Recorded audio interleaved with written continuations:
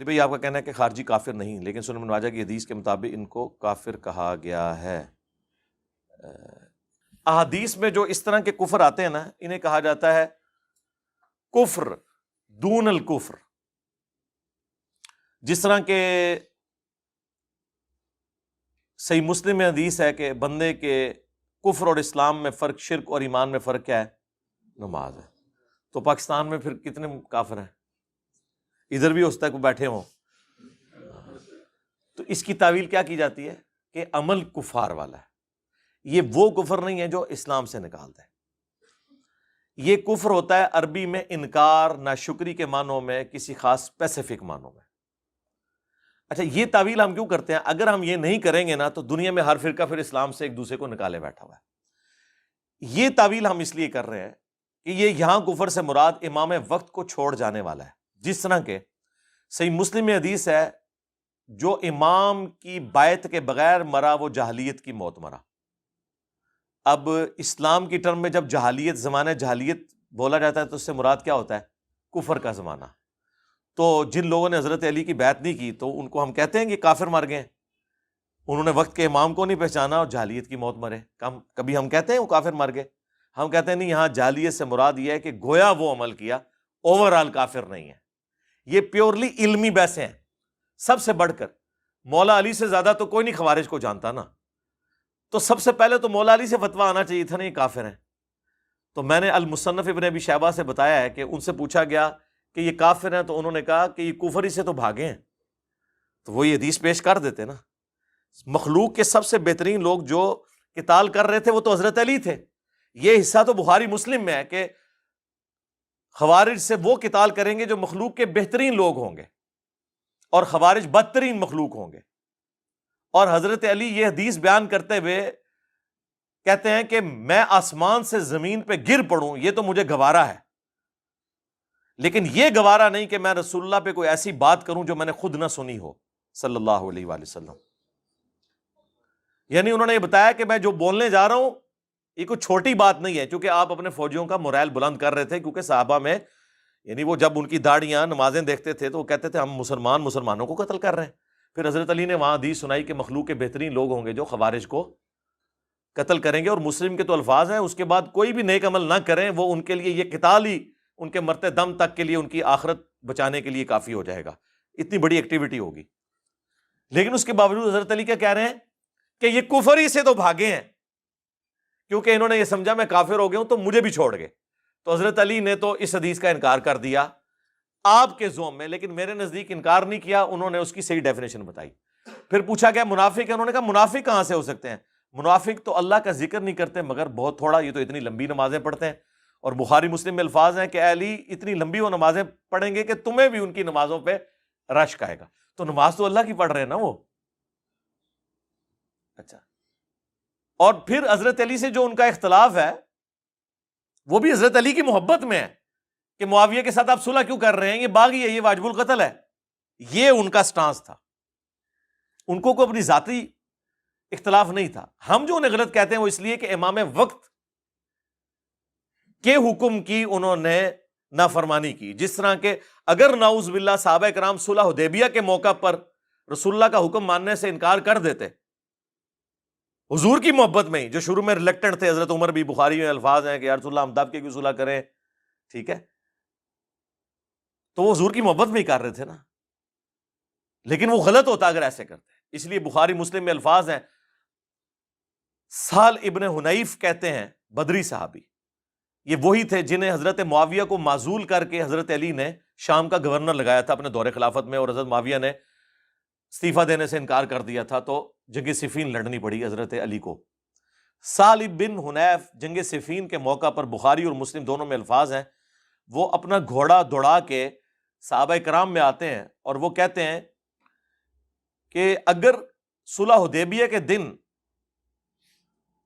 ہمارے اختیار میں ہوتا تو ہم رسول اللہ کے فیصلے کو بدل دیتے، اور پھر انہوں نے اسپیسیفکلی مینشن کیا کہ حضرت عمر اس صلح کے اوپر خوش نہیں تھے، اور اگر زبردستی کرنی ہوتی تو حضرت عمر جو ہیں نعوذ باللہ اس فیصلے کو بدل دیتے، انکار کر دیتے۔ وہ اگر خدا نخواستہ ایسا ہوتا تو اپنے ایمان سے یاد ہو بیٹھے، لیکن ایسا نہیں ہوا۔ تو انہوں نے فوجیوں کو کہا کہ اس دن نبی علیہ السلام کے فیصلے کو ہم نے قبول کیا، آج تمہارا کام ہے کہ علی کے فیصلے کو قبول کرو۔ وہ تحکیم کا مسئلہ، وہ پھر ایک دردناک سٹوری ہے۔ لیکن بخاری مسلم کی اس حدیث سے یہ بھی پتہ چل گیا کہ سہل بن حنیف بدری صحابی صلح حدیبیہ کے ساتھ جوڑ رہے ہیں تحکیم کے مسئلے کو۔ صلح حدیبیہ میں اللہ کے نبی اور صحابہ ایک طرف تھے اور دوسری طرف مشرکین عرب تھے، اور اس موقع پر مولا علی اور ان کے ساتھی ایک طرف تھے اور دوسری طرف اہل شام تھے۔ تو یہ اس میں اہل شام کی جتنی فضیلت آئی ہوئی ہے نا وہ آپ کو پتہ چل گئی ہوگی، کیونکہ جب اب جوڑا جا رہا ہے نا اس کے ساتھ، وہ تو بخاری میں موجود ہے، جب حضرت علی نے وہ محمد رسول اللہ مٹانے سے انکار کر دیا تھا، جب کافروں نے اعتراض کیا ہم تو آپ کو اللہ کا رسول نہیں مانتے، آپ لکھیں محمد بن عبداللہ، حضور نے کہا علی کاٹ دو اور لکھ دو، انہوں نے کہا یا رسول اللہ میں تو نہیں کاٹوں گا۔ اب یہ کس حضور کی محبت میں انہوں نے کہا، پھر حضور نے کہا ادھر مجھے دو، پھر آپ نے لکیر پھیری اور اپنے ہاتھوں سے لکھا۔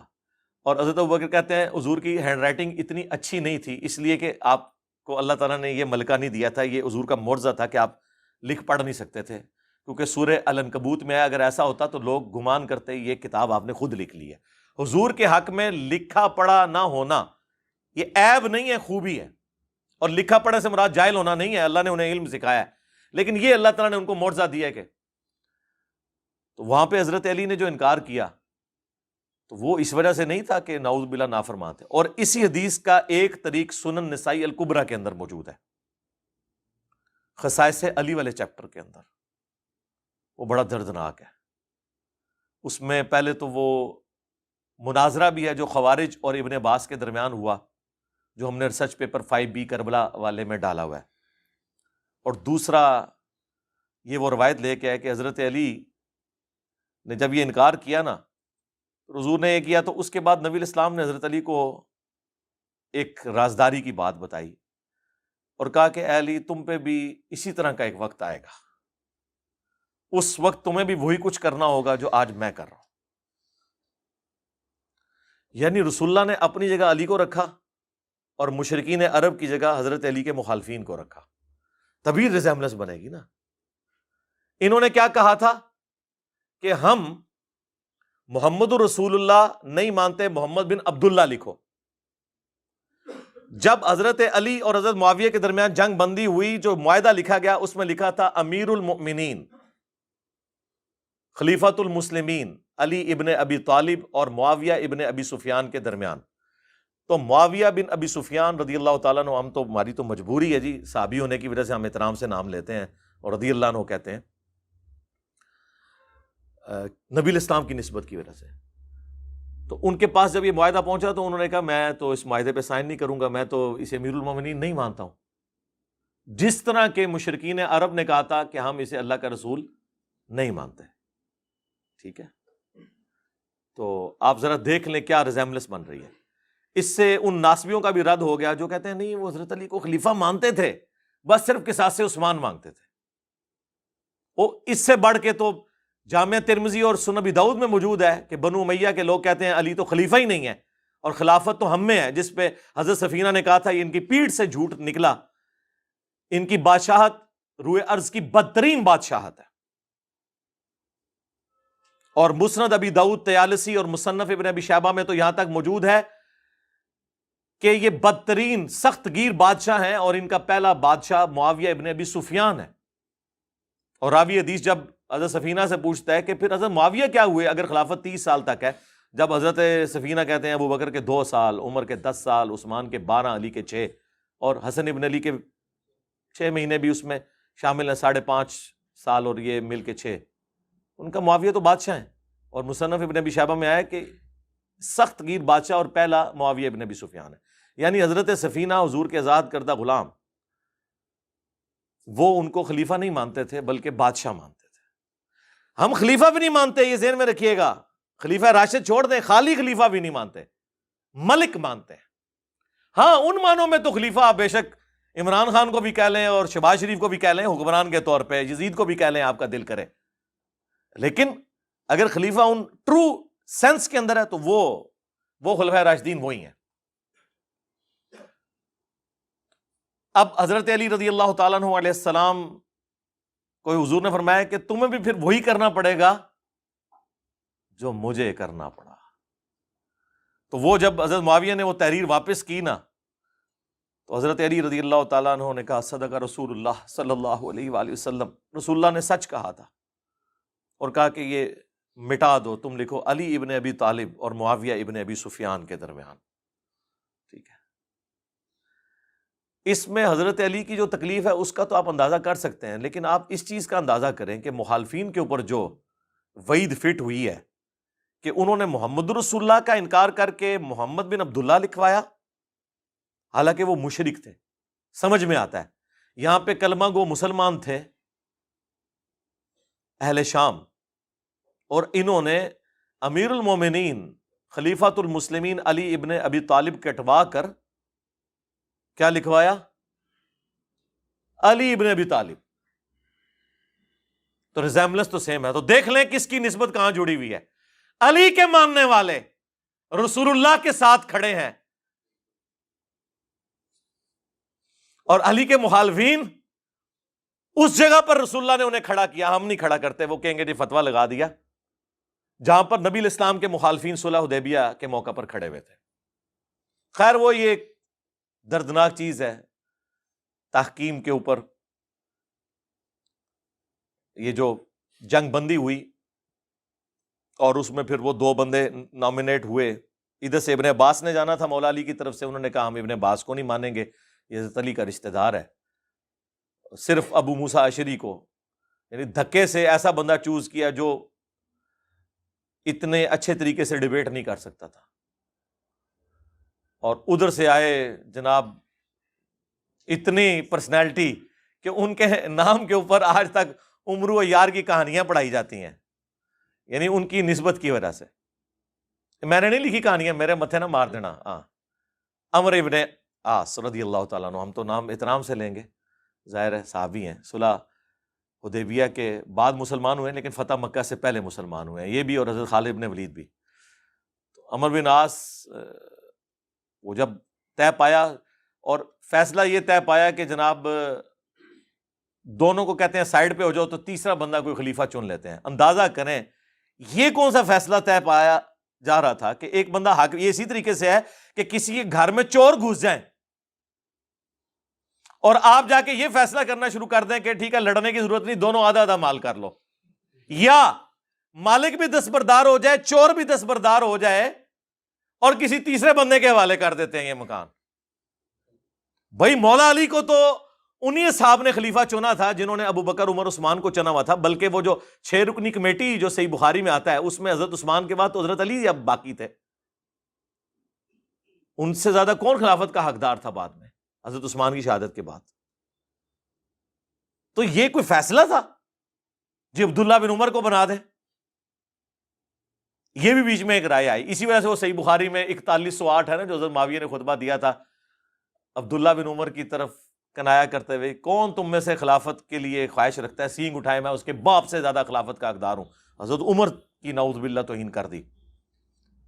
تو عبداللہ بن عمر کہتے ہیں بعد میں نے ارادہ کیا کہ میں اپنی گوٹ کھولوں، جو میں ایسے کر کے بیٹھا تھا احتبا کر کے دونوں گھٹنوں کو، اور میں کھڑے ہو کے اسے کہوں کہ معاویہ تجھ سے زیادہ خلافت کا حقدار وہ ہے جس نے تجھ سے اور تیرے باپ سے اسلام کی خاطر جنگیں کی ہوئی ہیں، یعنی عبداللہ بن عمر، کیونکہ غزوہ خندق کے چیپٹر میں یہ حدیث امام بخاری لے کے آیا ہے.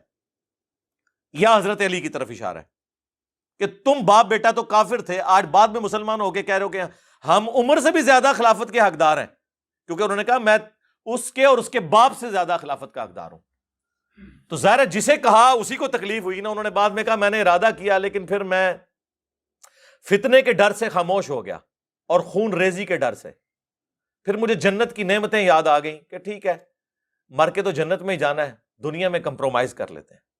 اور وہ راوی حدیث جو تابعی ہے وہ کہتا ہے کہ عبداللہ بن عمر نے خاموش ہو کے اپنی عزت بھی بچا لی اور اپنی جان بھی بچا لی. یعنی ایک خال المومنین نے، جی عبداللہ بن عمر بھی تو خال المومنین ہے، مومنین کے ماموں نہیں ہیں، سیدہ حفصہ کے بھائی ہیں. اور اس بخاری کی حدیث میں حضرت حفصہ ہی ان کو بھیج رہی تھی کہ جاؤ بھائی معاویہ کا جا کے خطبہ سنو، ورنہ تمہاری غیر موجودگی کو کہیں تمہارے خلاف سازش کے طور پر ایکسیپٹ نہ کر لیا جائے. اور دوسرے خال المومنین حضرت ام حبیبہ کے بھائی حضرت معاویہ رضی اللہ تعالیٰ عنہ. اندازہ کریں اس عورت کی نسبت کی وجہ سے عزت کی جا رہی ہے جس عورت نے اپنے بھائی اور باپ سے ٹکر لے کے حضور سے شادی کی ہوئی ہے، اور کل کو مسلمان ہو کے اس کی نسبت کو اپنے حق میں یوز کیا جا رہا ہے. یعنی آپ پہلے مخالفت کریں کہ تم اس نبی پہ ایمان کیوں لائی ہو، اور کل کو جب آپ ایمان لے آئیں تو آپ کہیں کہ میں تو اس کا بھائی ہوں، میں تو اس کا باپ ہوں. خیر، وہ تحکیم کے اس موقع کے اوپر، یہ بھی تحکیم کے بعد کا واقعہ ہے جو یہ میں بخاری 4108 بیان کر رہا ہوں. باقی آپ میرا کربلا والا ریسرچ پیپر پڑھیں تو الحمدللہ ہر چیز آپ کو کلیئر ہو جائے گی. چلے خیر، وہ تحکیم کے مسئلے پہ آئے. وہاں سے جناب ابو موسیٰ اشعری کو انہوں نے کہا مانیں گے، ادھر سے عمرو بن عاص گئے اور جی معزول کر دیں جی. اور عمرو بن عاص نے کہا کہ سب سے پہلے ابو موسیٰ اشعری سے کہا کہ تم کھڑے ہو کے اناؤنسمنٹ کرو کہ میں علی کو معزول کرتا ہوں اور معاویہ کو بھی معزول کرتا ہوں. پھر میں کھڑے ہو کے اناؤنسمنٹ کروں گا کہ میں معاویہ کو معزول کرتا ہوں اور علی کو بھی کرتا ہوں، کوئی اور بندہ چنیں گے. لیکن رزلٹ کیا نکلا؟ ابو موسیٰ اشعری جو ہیں وہ تو ممبر پہ چڑھ کے انہوں نے یہ بات کر دی. ہمارے نزدیک تو بالکل غلط فیصلہ تھا. عمرو بن عاص جب چڑھے انہوں نے کہا کہ دیکھو اس نے تو علی کو بھی معزول کر دیا اور معاویہ کو معزول کیا، میں معاویہ کو بحال کرتا ہوں، اسے خلیفۃ المسلمین بناتا ہوں اور علی کو معزول کرتا ہوں. ایک صوبے کے گورنر کو خلیفۃ المسلمین بناتا ہوں. یعنی ان کہتے ہیں وہ کھلونے دی تھان دیتی تے منجی ڈا کے بہ گئے. تو ابو موسیٰ اشعری جو ہے انہوں نے، ان کو پھر غصہ آیا کہ یہ تو کمرے کے اندر کیا کمٹمنٹ کر کے آیا تھا. تو انہوں نے کہا کہ تو جو ہے نا تیری مثال کتے کی مثال ہے اے عمر. یہ انہوں نے کہا، میں نے نہیں کہا. تو انہوں نے کہا تیری مثال گدھے کی مثال ہے. ٹھیک ہے، خیر اسی کے اوپر وہ چپکلش ہوئی، معاملہ یہیں پہ ختم ہو گیا. پھر حضرت علی واپس چلے گئے. ابھی صفین پارٹ 2 ہونا تھا لیکن خوارج نے حضرت علی کو شہید کر دیا. اس کے بعد پھر ابو موسیٰ اشعری پوری زندگی حضرت علی کے سامنے نہیں کبھی آئے، شرمندگی کے مارے جو کچھ ایکٹیویٹی پرفارم ہوئی. اسی وجہ سے شیعہ جو ہیں ابو موسیٰ اشعری کو برا کہتے ہیں. تو وہ کوئی 100% پھینکنے والی بھی ان کی بات نہیں ہے، مس ہینڈلنگ تو ان سے ہوئی ہے. ہم یہ کہتے ہیں وہ صحابی ہیں، صحابیت کا احترام کریں. دیکھیں سر، ہمارے جتنا جگرا ہے کسی کا؟ ہم تو مولا علی کے مخالفین کو بھی کہتے ہیں کہ یار صحابی ہیں، احترام کریں. علمی رد ضرور کریں لیکن احترام کے دائرے کے اندر. میرا دعویٰ ہے کہ ہمارے کربلا والے ریسرچ پیپر میں کوئی ایک حدیث بھی ایسی نہیں ہے جسے دنیا کے تمام محدثین ضعیف کہتے ہوں. یہ ضرور ہے، اور میں شروع دن سے کہہ رہا ہوں کہ کسی حدیث کو شیخ البانی صحیح کہتے ہوں گے اور شیخ زبیر صاحب کے نزدیک وہ ضعیف ہوگی، کسی کو شیخ زبیر صاحب ضعیف کہتے ہوں گے، شیخ البانی کے نزدیک وہ حدیث صحیح ہوگی. میں نے وہ ساری اس لیے جمع کی ہیں تاکہ جس کا اعتماد جس کی تحکیم کے اوپر ہے وہ اس پہ اعتماد کرے اور اس میں سے اپنا حصہ نکال کے ہمارے مقدمے کو سمجھے. ہمارا مقدمہ تو بخاری مسلم سے ثابت ہے. ہمارے مقدمے کے لیے بخاری کی ایک حدیث ہی کافی ہے، 2812 اور 447. عمار کو ایک باغی جماعت قتل کرے گی، عمار انہیں اللہ اور جنت کی طرف بلا رہے ہوں گے اور وہ جماعت جہنم کی طرف بلا رہی ہوگی. اس حدیث میں حضرت معاویہ رضی اللہ تعالیٰ عنہ کی جماعت کو باغی اور جہنم دوزخ کی طرف بلانے والی جماعت نبی الاسلام نے فرمایا. اس پہ میری کی ایک ویڈیوز ریکارڈڈ ہے، کربلا والا ریسرچ پیپر پڑھ لیں. دوست کی جماعت نہیں، اس کی طرف بلانے والی. ہماری تو خواہش ہے جتنے اہل ایمان تھے سب کو اللہ تعالیٰ جنت میں داخل کرے. ہاں، ہمارا کوئی لینا دینا نہیں ہے، ہم تو اسلام پہ جو افطار ٹوٹی ہے اس کو ڈسکس کرتے ہیں. تو ہمارے ریسرچ پیپر میں الحمدللہ جتنی حدیثیں ہیں وہ 100%. یہ بعض لوگوں نے ہمارے اسٹوڈنٹس میں سے بھی ہنگامہ کھڑا کرنے کی کوشش کی اور وہ خام خواہ غلط چیزوں کو رنگ دے رہے ہیں اور وہ ہماری تحقیقات سن کے ہمیں وہ چیزیں بلیم کے طور پہ بتا رہے ہیں جو ہم نے خود بتائی نہیں ہیں. نہ سرکار، نہ، کوئی غلطی نہیں. غلطی تب ہوگی کہ میں کسی حدیث کے نیچے حکم لگاؤں کہ اسنادہ صحیح اور ساتھ دیکھوں قال شیخ البانی، جبکہ شیخ البانی نے کہا ہو کہ اسنادہ ضعیف، پھر میری غلطی ہے. میں لکھوں اسنادہ صحیح قال شیخ زبیر الزئی اور زبیر الزئی صاحب نے لکھا ہو اسنادہ ضعیف، پھر میری غلطی ہے.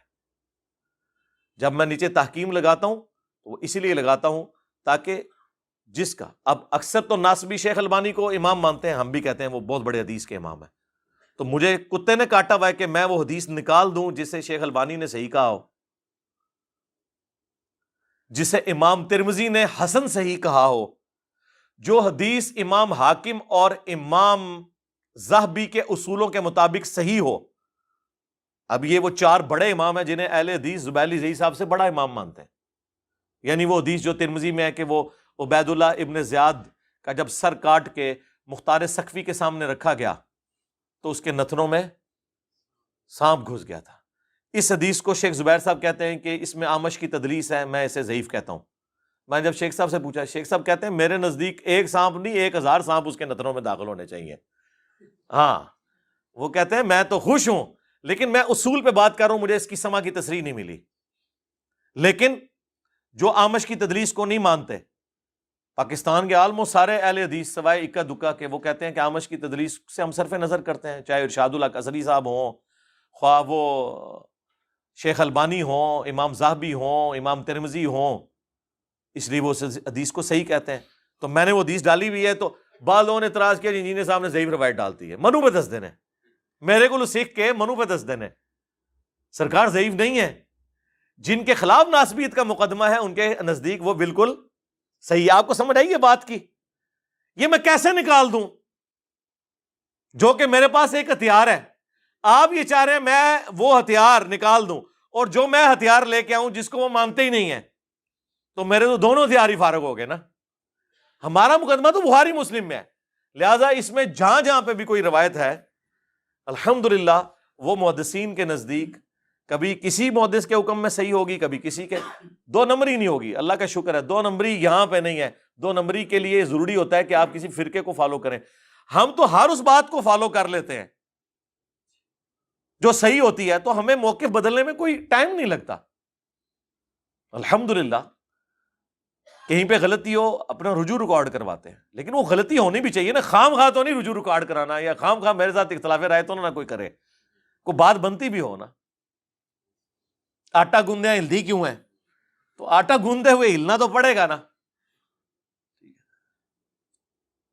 وہ ایک ناسبی نے اعتراض کیا، جی وہ آپ نے ترمذی کی آدھی حدیث لکھی ہے، وہ حدیث پوری لکھی ہوئی ہے بھائی ترمذی کی، کہ پہلا شخص جو اسلام قبول کیا جس نے، زید ابن ارقم کہتے ہیں وہ علی ابن ابی طالب ہے۔ کہتے ہیں نہیں جی ابراہیم نخعی کا ساتھ قول تھا کہ وہ حضرت ابوبکر کہتے ہیں۔ بھائی ابراہیم نخعی کی روایت جو ہے وہ مرسل ہے، صحیح مسلم کے مقدمے میں ہے کہ تابعی کا قول کوئی شے نہیں ہے جب تک صحابی کو مینشن نہ کرے۔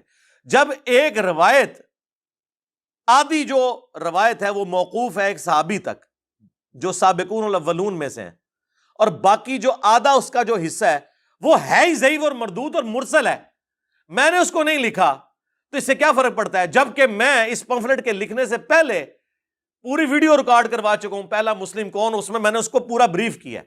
یہاں پہ میں کرتا تو یہ پمفلٹ میں 4 صفحے مجھے اور ایڈ کرنے پڑتے ایک ضعیف روایت کے بارے میں بتانے کے لیے کہ یہ ضعیف کیوں ہے۔ اس لیے میں نے جو صحیح پورشن ہے وہی لکھا ہے۔ سمجھ آئیے آپ کو بات کی؟ اور اس کو 2 نمبری کہہ کے پیش کرتے ہیں۔ 2 نمبری کیوں کرنی ہے؟ جو آپ 2 نمبریاں بتاتے ہیں وہ آپ کی اپنی 2 نمبریاں پکڑی جاتی ہیں۔ وہ ہمارے غلام محی الدین بھائی ہیں، یہ لفظ ہے محی الدین، محی الدین ویسے بول دیتے ہیں لیکن اصل لفظ ہے محی الدین۔ تو وہ مجھے کئی بار کہتے ہیں علی بھائی تحکیم کے اوپر کوئی ویڈیو ریکارڈ کرائیں، تحکیم کے اوپر کوئی ویڈیو ریکارڈ کرائیں۔ چلیں آج ان کی خواہش پوری ہوگی۔ میں نے وہ خطرناک قسم کی باتیں جس سے کانپے ٹانگ جائیں، وہ خطرناک باتیں جس سے ٹانگیں کانپ جائیں، میں نے جو کچھ فی الودی میرے دماغ میں آئی میں نے بیان کر دی۔ باقی میرا خیال ہے ظہور احمد فیضی صاحب جنہوں نے خصائص علی کے اوپر کام کیا، ایک بریلوی عالم، غلام سو سعیدی صاحب کے شاگرد ہیں، بہت محقق آدمی ہیں۔ صلح حسن پہ بھی انہوں نے ایک کتاب لکھی ہے، اور اب مسئلہ افضلیت کے اوپر بھی انہوں نے کتاب لکھی ہے۔ وہ میرا خیال ہے اب اس کے اوپر کام کر رہے ہیں، مسئلہ تحکیم کے اوپر۔ کچھ تو ویسے انہوں نے مختلف جستہ ذکر کیا ہے، باقی اگر وہ نہیں کر رہے تو میں ان سے ریکویسٹ کروں گا اس ویڈیو کی وساطت سے بھی کہ وہ ماشاءاللہ کمپیٹنسی رکھتے ہیں۔ حضرت معاویہ رضی اللہ تعالیٰ عنہ کے فضائل میں جو جھوٹی روایتیں اکٹھی کی تھیں دعوت اسلامی والوں نے، انہوں نے ان کے رد کے اوپر بھی ایک اتنی موٹی کتاب لکھی ہے۔ باقی ہم تو بس اجمالاً چیزیں بیان کر دیتے ہیں تاکہ آپ کے لیے اصلاح کا اس میں کوئی معاملہ ہو جائے، مقصد کسی کو ذلیل کرنا نہیں ہوتا۔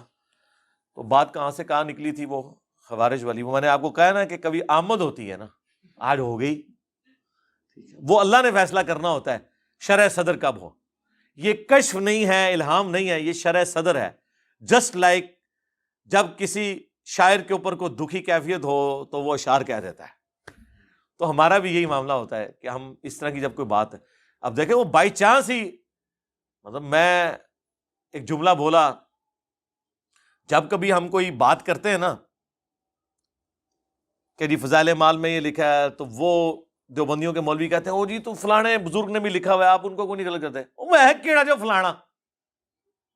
پھر اس میں نے ایک جملہ بولا، وہ فی البدی اللہ نے میری زبان سے جاری کیا کہ بھئی جب ہم کتاب و سنت کے دائرے میں حضرت معاویہ رضی اللہ تعالیٰ عنہ، حضرت عمر بن عاص رضی اللہ تعالیٰ عنہ، حضرت مغیرہ ابن شعبہ رضی اللہ تعالیٰ عنہ سے اختلاف رکھ سکتے ہیں تو بابت شے ہی کوئی نہیں.